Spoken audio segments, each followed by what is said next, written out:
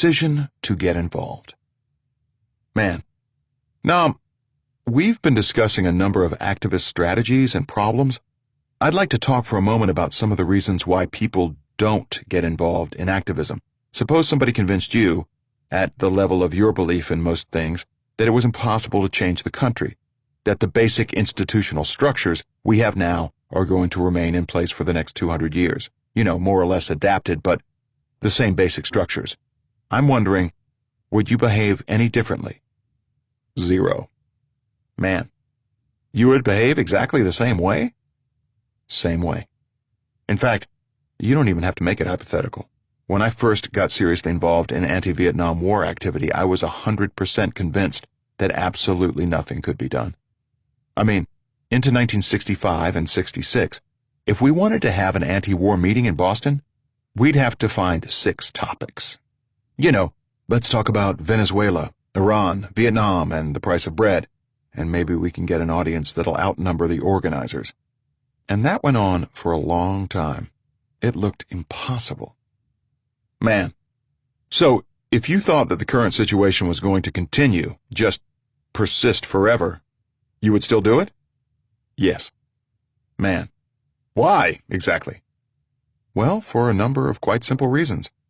For one thing, if somebody convinced me of that, it would be because I'm totally irrational. There's no way to convince anybody of such things rationally. Look, we cannot predict the weather 2 weeks ahead, and that's something relatively simple. It's not like human society. Man, it's a hypothetical question. It gets to motivations. I'm sure none of us believe it. None of us believe you could prove it. Not only could you not prove it, you couldn't even say anything convincing about it. Man, but nevertheless, because in fact a great many people not understanding that point do feel this way, or tend to feel this way sometimes, and get depressed at those moments, what I'm wondering is, anyway, in any event, what gets you up each morning to do the things you do? Is it that you think in terms of winning a little way down the road, or is it something else? Well, it's hard to introspect, but to the extent that I introspect about it, it's basically because you have 2 choices. One choice is to assume the worst, and then you can be guaranteed that it'll happen. The other is to assume that there's some hope for change, in which case it's possible that you can help to affect change. So you've got 2 choices. One guarantees the worst will happen. The other leaves open the possibility that things might get better. Given those choices, a decent person doesn't hesitate. Man, but is it really true that a decent person will only go that one way? I'm remembering a friend of mine who was an activist in the 60s and intended to move into a working-class neighborhood to do organizing, and finally he decided not to. Somewhat later, he went back to graduate school and became a psychiatrist. And now I'm sure he has progressive values, but he's certainly not involved in any significant way in political activity. But the choice he made back then was a very conscious one. He looked around and said, "The impact that I personally am going to have is so small, because I'm not so-and-so and so-and-so, that I feel it's just not worth giving up what I think I'll be giving up." I know plenty of people like that too. But see, that person now, let's say he's a rich psychiatrist somewhere. Okay, he's got a lot of options.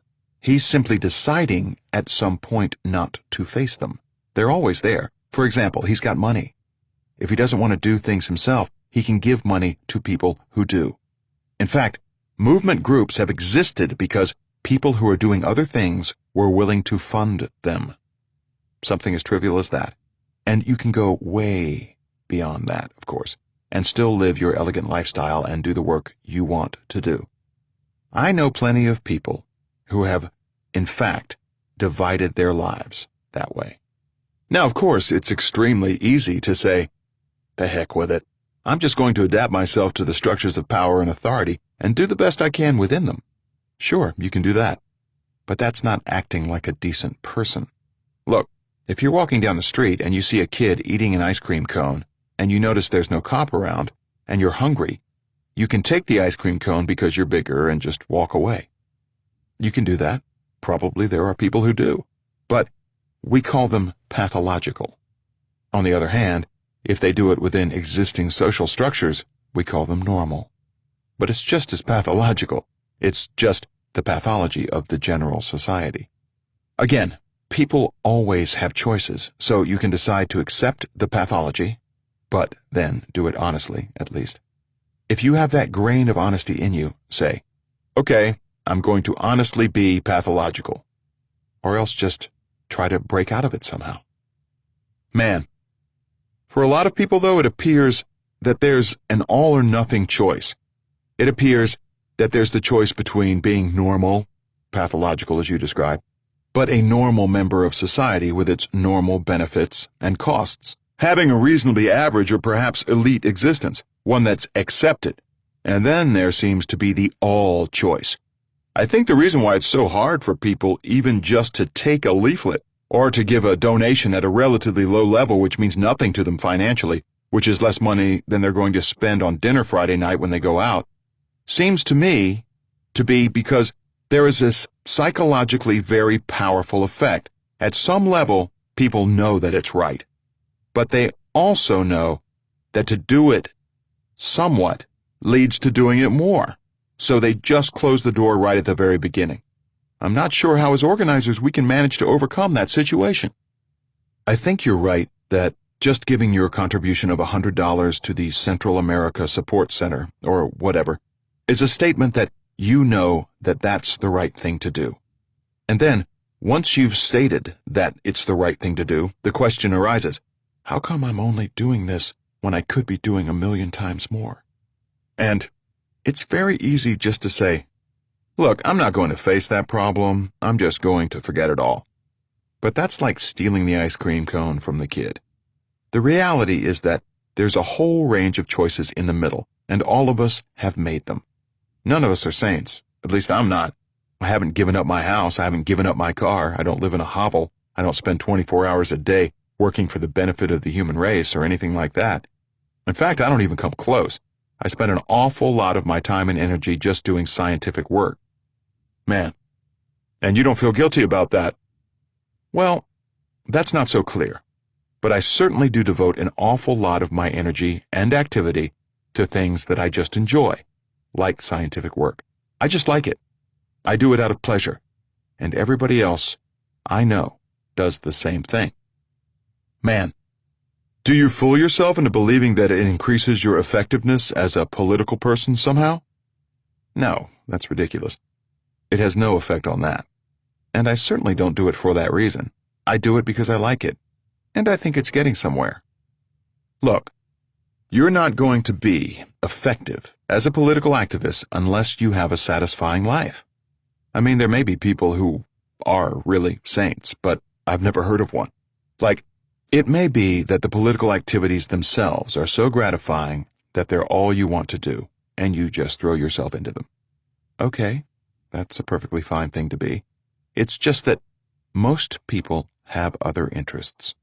They want to listen to music. They want to take a walk by the ocean. They want to watch the sunset. Any human being is too rich and complex just to be satisfied with these things. So, you have to hit some kind of a balance. Well, the choices are all there, but I think you've identified precisely why it's psychologically difficult for people to recognize that. Because once you've recognized that the choices are there, you're always going to be faced with the question, why am I not doing more? But that's just the reality of life. If you're honest, you're always going to be faced with that question. And there are plenty of things to do, and also plenty of successes to point to. In fact, it's amazing how many successes there have been, if you really think about it. For example, take the issue of East Timor, a big massacre. At the time that I got involved in that over a decade ago, nobody even wanted to hear about it. But after years of organizing by some pretty tireless activists, things finally got to the point where the U.S. Congress barred military aid to Indonesia. That's a tremendous change. You could save hundreds of thousands of lives that way. How many people can look back and say, look, I helped to save hundreds of thousands of lives? And that's one tiny issue. So, all of it was going on in secret. Nobody was interested. Everybody in power wanted to let it go on. but half a dozen or so people finally managed to break through. Man, I'm inclined to think that most of the people who are involved in that effort, instead of feeling elated, or at least feeling a degree of satisfaction over the accomplishment, rather view it as a horrendously long campaign with very little achieved over the years. Suppose you're on your deathbed. How many people can look back and say, I've contributed to helping one person not get killed? Man, I'm not disagreeing with you, but there's just something about our culture that causes people on the left not to see the successes. See, I'm not so convinced of this. If you go back to the 1960s movements, when a lot of the current ferment started, the people involved overwhelmingly were young people, and young people have a notoriously short perspective. That's part of being 20 years old. You're thinking about what's going to happen tomorrow, not what life is going to be like 20 years from now. So, look at something like the Columbia strike, which was the big thing in 1968. Hundreds of students took over Columbia University buildings for 8 days to protest war-related research and the school's relations with the surrounding community. If you remember what it was like back then, you'll recall that the sense on the Columbia campus, quite literally, I'm not exaggerating, was, if we close down Columbia and have fun smoking pot for 3 weeks, the revolution will be here.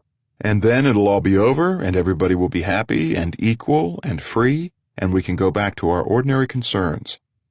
Well, you waited 3 weeks, the cops came in and smashed you up, and nothing changed.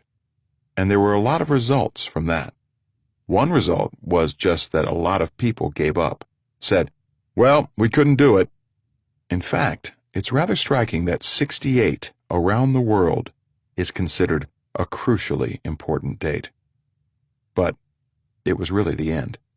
So, the fact that it was dominantly a youth movement in the 60s had good and bad aspects, and one bad aspect was this sense that if you don't achieve quickly, you might as well quit. But of course, that's not the way changes come. The struggle against slavery went on forever. The struggle for women's rights has been going on for centuries. The effort to overcome wage slavery, that's been going on since the beginnings of the Industrial Revolution. We haven't advanced an inch. In fact, we're worse off than we were 100 years ago in terms of understanding the issues. Well, okay. You just keep struggling. Human nature is corrupt,